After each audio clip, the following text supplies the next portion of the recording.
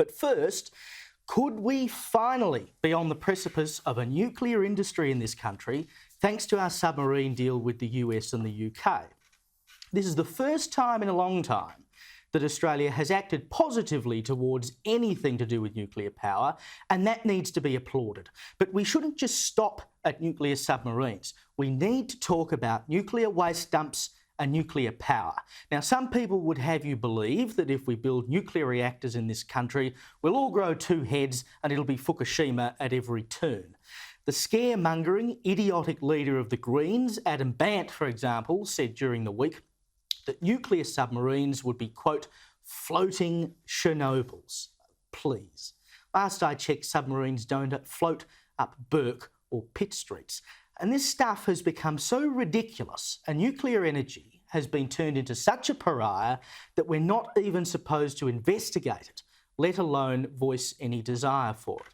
But here's the real story. Nuclear energy was only banned in Australia 23 years ago, in 1998, as part of a deal to centralise radiation laws federally. Victoria had already banned nuclear power stations, so it was used as something of a bargaining chip.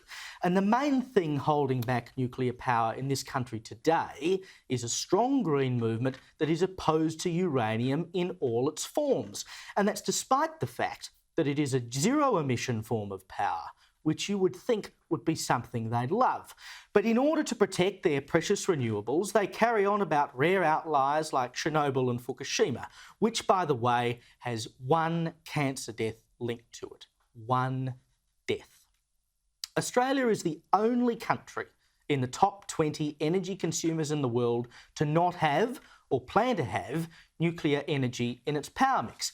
The US, for example, gets about 20% of its energy from uranium and has close to 100 nuclear reactors. And no one thinks of America as being in imminent danger. You had this same sort of alarmist nonsense when Kimber in remote South Australia was touted as the site for a nuclear waste dump.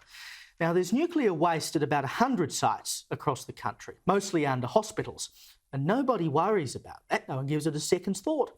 Lucas Heights in suburban Sydney is a nuclear reactor, has been since 1958. People live next door to it, and there's been no issue. Australia has a third of the world's uranium deposits, and we happily export it overseas so other countries can use it for cheap, reliable power, but not us. It's time for the eco-warriors to get out of the way so we can lift the nuclear energy ban and have a proper investigation into whether it is appropriate in this country.